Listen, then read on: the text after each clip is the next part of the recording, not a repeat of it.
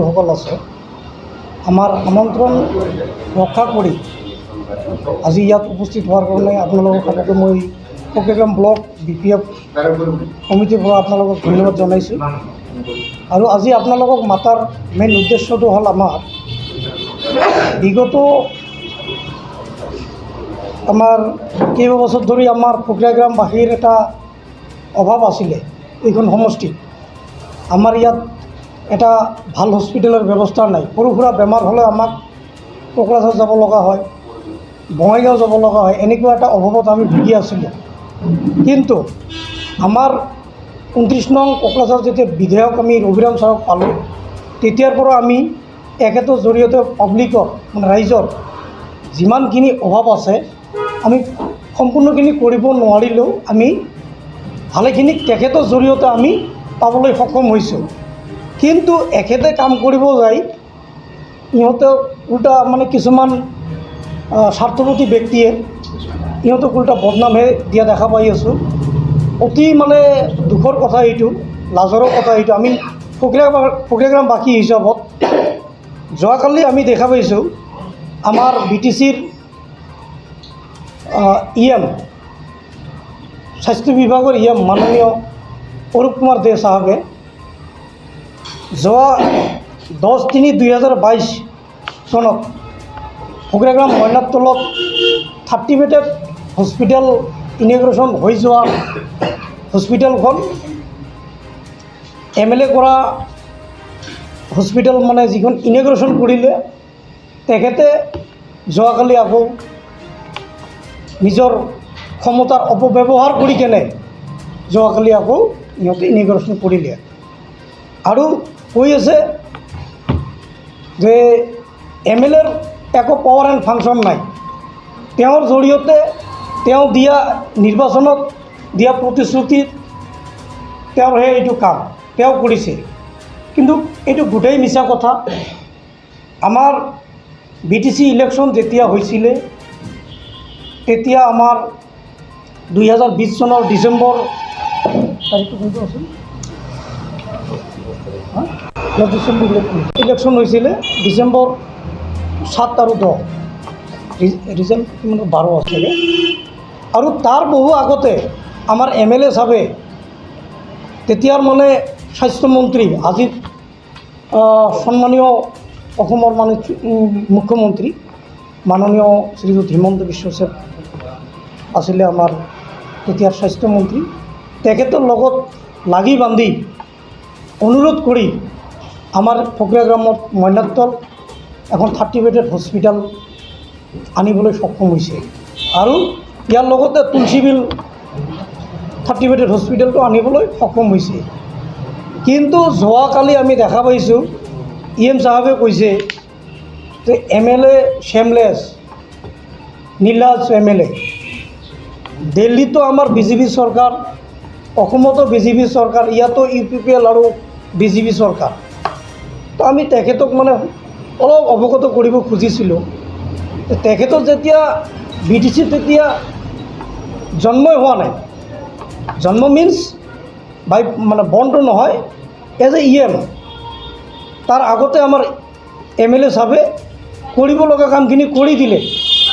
আৰু এতিয়া তেখেতে কৈ আছে যে এইটো MLAৰ একো কাম নাই, MLAৰ একো ফাংচন নাই, MLA কৰিব লগা একোৱেই নাই, গোটেইখিনি আমি কৰিছোঁ। তো একচুৱেলি আমি ফকীৰাগামবাসী হিচাপত এইটো খুব এটা লাজৰ বিষয়। তেখেতে বা কি ৰাজনীতি কৰি আছে আমি ধৰিব পৰা নাই। আমি ফকীৰাগাম যিখিনি ইণ্টেলেকচুৱেল ব্যক্তি আছে আমি চবকে কথাখিনি অৱগত কৰাম ঘৰে ঘৰে যাই। আৰু আপোনালোকক জৰিয়তে আপোনালোকক ৰিকুৱেষ্ট কৰিছোঁ সঁচা যিখিনি আছে এইখিনি আপোনালোকে দাঙি ধৰিব।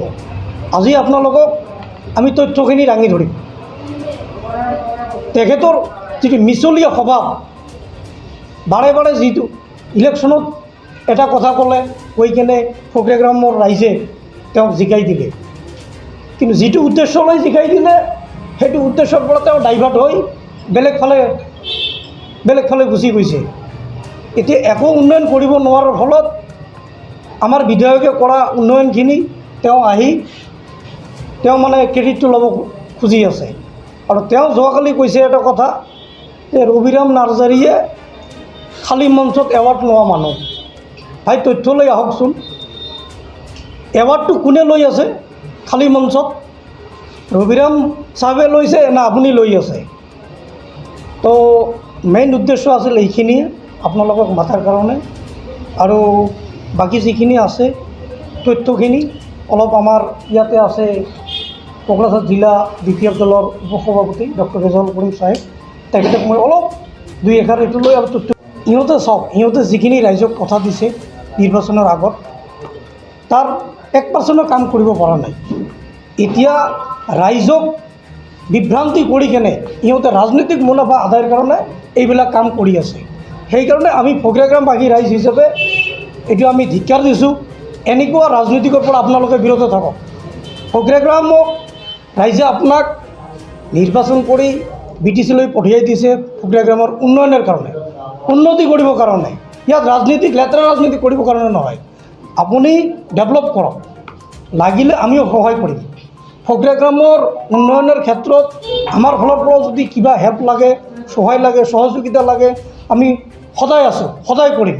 কিন্তু আপোনাক এটা কথা কৈছোঁ, আমি ফকীৰাগ্ৰামবাসী ৰাইজ হিচাপে BPF দলৰ পৰাও কৈছোঁ, আমি লেতেৰা ৰাজনীতি ফকীৰাগ্ৰামত নকৰিব। আপুনি ফকীৰাগ্ৰামটো বহুত শান্তিপ্ৰিয় জেগা হয়। ইয়াত আমি যিমান আছে কাষ্ট কমিউনিটি, আমি দাদা ভাই ককাই মিলা প্ৰীতিৰে আছোঁ। আমি ইয়াত থাকি যাম, ইয়াত আমাৰ কোনো ভেদাভাৱ নাই। কিন্তু আপোনাৰ যি ৰাজনীতিক লেতেৰা ৰাজনীতিক সুদ চক্ৰান্ত এইবিলাকৰ পৰা আপুনি দূৰত থাকক। অন্যথা আগন্তুক দিনত ইয়াৰ কাৰণে আপুনি সাজু হৈ থাকক। ৰাইজে টঙালি বান্ধি ৰেডি হৈ আছে ইয়াৰ প্ৰত্যুত্তৰ দিয়াৰ কাৰণে। সভাপতি ডাঙৰীয়ালৈ আৰু সাংবাদিক বন্ধুসকললৈ অশেষ ধন্যবাদ ইয়াত আহি আমাৰ সংবাদখিনি লোৱাৰ কাৰণে।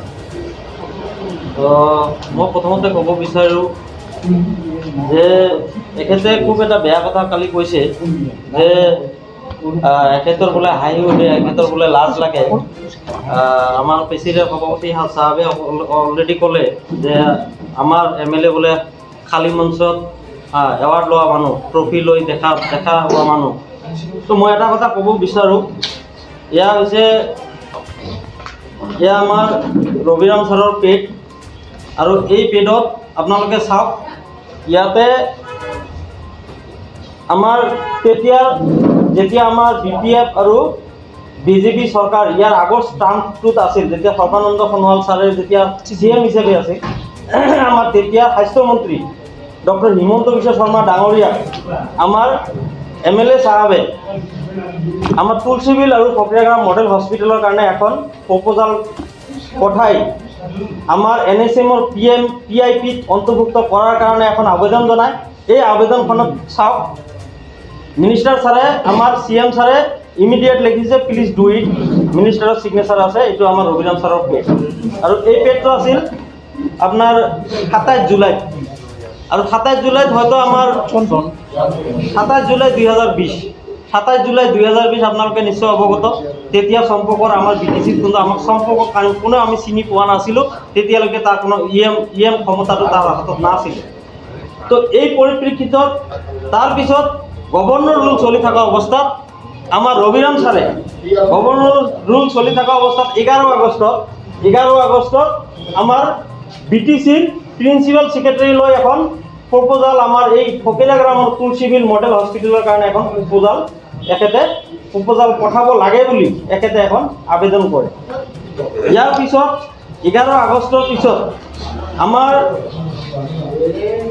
এই BTCৰ আমাৰ এই প্ৰপ'জালটো আমাৰ প্ৰিন্সিপাল ছেক্ৰেটাৰীয়ে পোৱাৰ পিছত BTCৰ ডিৰেক্টৰ অফ হেল্থ ছাৰ্ভিছে এইটো অফিচিয়েল লেটাৰ আপোনালোকে চাওক। আগৰ দুখন মই আপোনালোকক পেড দেখাইছিলোঁ, এইখন অফিচিয়েল লেটাৰ।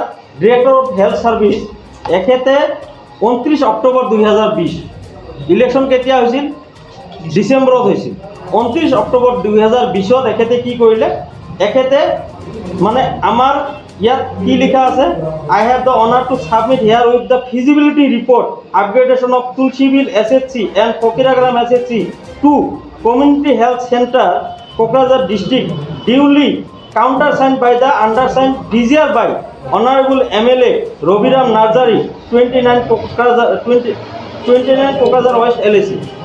আমাৰ MLA সাহেবৰ নামটো আমাৰ ডিৰেক্টৰ অফ হেল্থ সাৰ্ভিসে স্পষ্টকে ইয়াত আমাৰ ৰবিৰাম ছাৰৰ ডিজিয়াৰ মতে যে এইটো বিচাৰে এইটো স্পষ্টকে ইয়াত লিখি আমাৰ BTC সেক্ৰেটাৰীক পঠাইছে।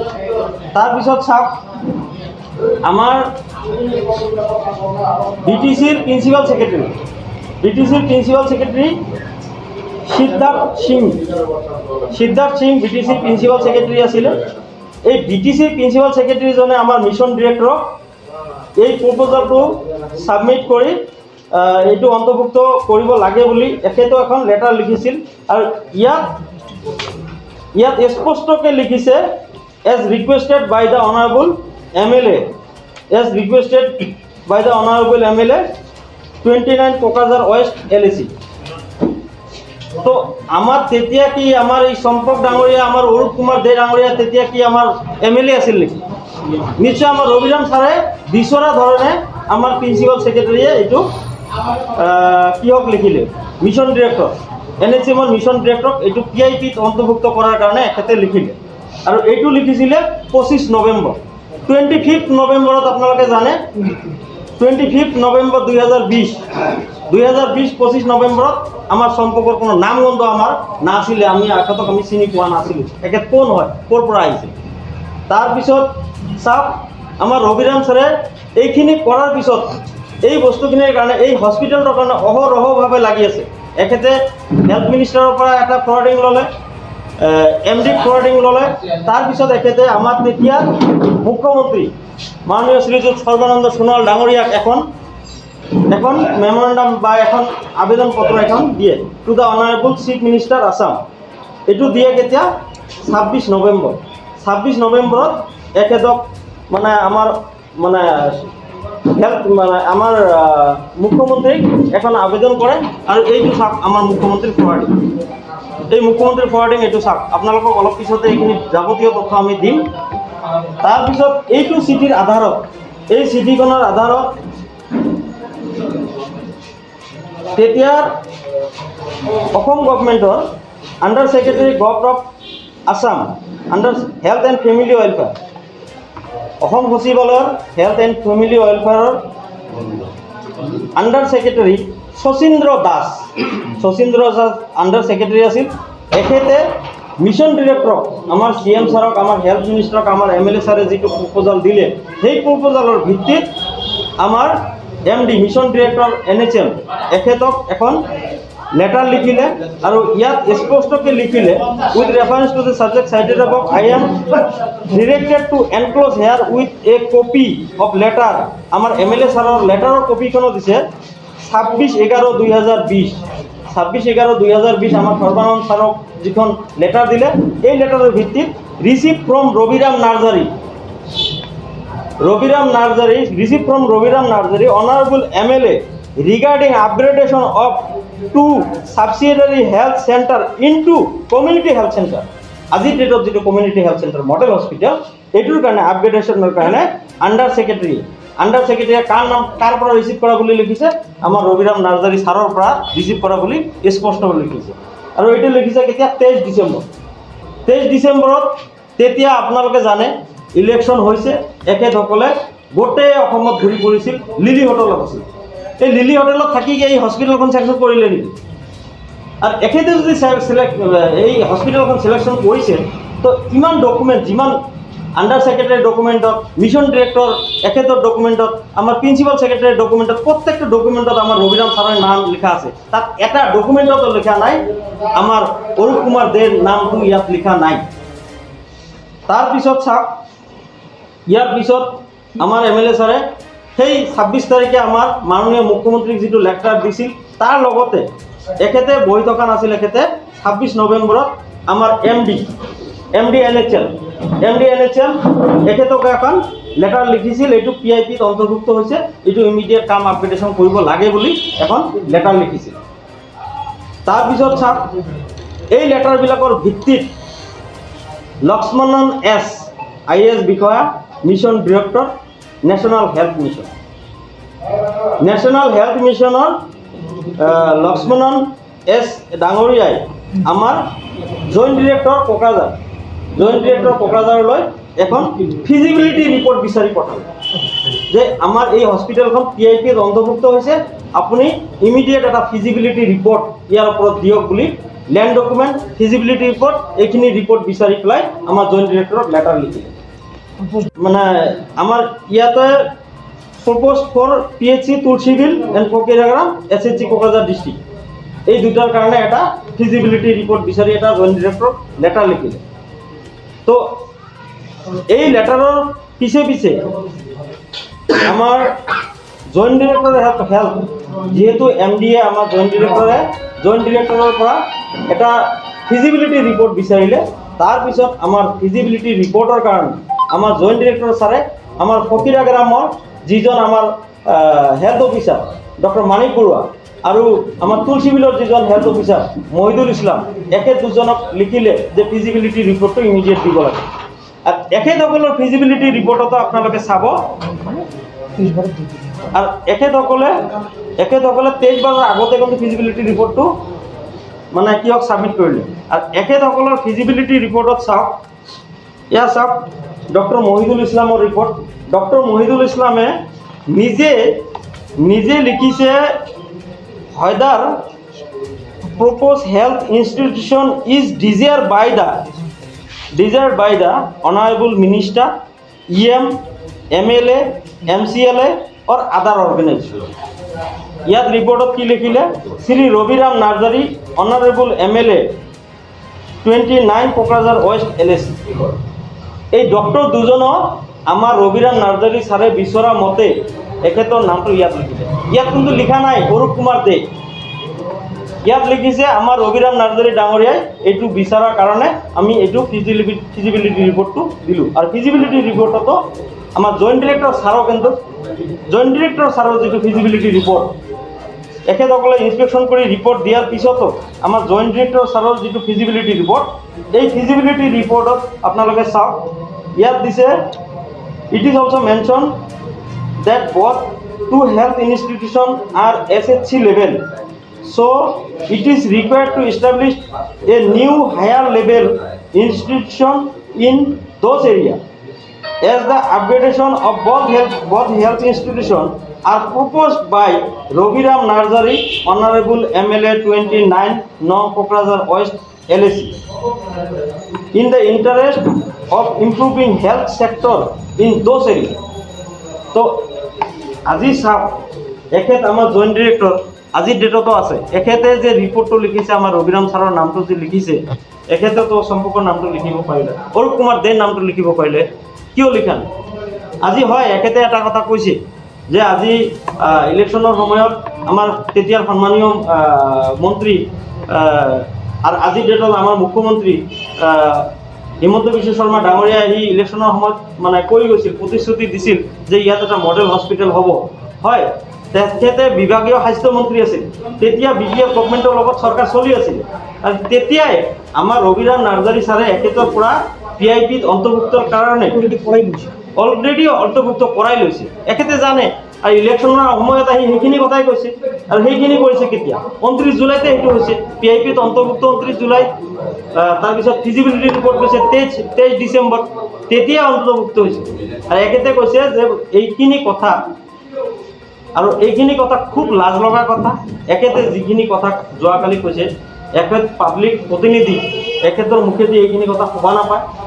আজি এখেতে কৈছে MLA বিলাকৰ পাৱাৰ এণ্ড ফাংচন নাই, তেনেহ'লে এখেতে দেখাই দিয়ক যে এখেতে আমাৰ বিধায়ক নেকি। এখেতে যদি আমাৰ বিধায়ক হয় কৈ দিয়ক, আমাৰ প্ৰমোদ বৰা ডাঙৰীয়াক আহ্বান থাকিল, এখেতে কৈ দিয়ক যে এখেতে আজিৰ পৰা এই অৰূপ কুমাৰ দে ডাঙৰীয়াই আপোনালোকৰ MLA, অৰূপ কুমাৰ দে ডাঙৰীয়াই আপোনালোকৰ EM, অৰূপ কুমাৰ দে আপোনালোকৰ অমুক, এইবিলাক কৈ দিয়ক, আমি তেতিয়া এখেতক মানি ল'ম। আজি এজন জনপ্ৰতিনিধি, পাব্লিকৰ দ্বাৰা নিৰ্বাচিত এজন প্ৰতিনিধি, জনে আজি মিনিষ্টাৰৰ দুৱাৰে দুৱাৰে গৈ, CM ছাৰৰ দুৱাৰে দুৱাৰে গৈ ইমান কষ্ট কৰি আজি এটা হস্পিটেল লৈ আহিছে, ৰাইজৰ স্বাৰ্থত আজি এটা হস্পিটেল লৈ আহিছে। এটা নহয়, আজি দুখন হস্পিটেল লৈ আহিছে। আজি এই ক্ৰেডিটটো সিহঁতে ল'ব বিচাৰিছে, ফিটা কাটিছে।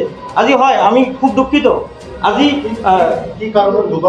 गोग्गो आदार जाग्रा सुबुंफोरनिसिम मोनसे गोजोनथाव खौरां। उदालगुरि जिल्लानि सिङाव थानाय मावरिया गामियाव मनाटिसा गावसुंथा हान्जानि सोद्रोमा हांमा ब्रह्म बिथाङा आसाम स्टेट रुरेल लाइभलिहुड मिशननि गेजेरजों खानस्रि हासार आरो गोबोर हासारजों दिहुनजानाय अर्गेनिक मैगं थाइगंनि गला बेखेवनाय जाबाय। गोग्गो मैगं थाइगं जाग्रा गोसो गुदुं बायग्रा सुबुंफोरा गाहायाव होनाय जानबुं नम्बराव जगाजग खालामनो हागोन। जानबुं नम्बरा जाबाय 8011748256। जानबुं नं 8011748256।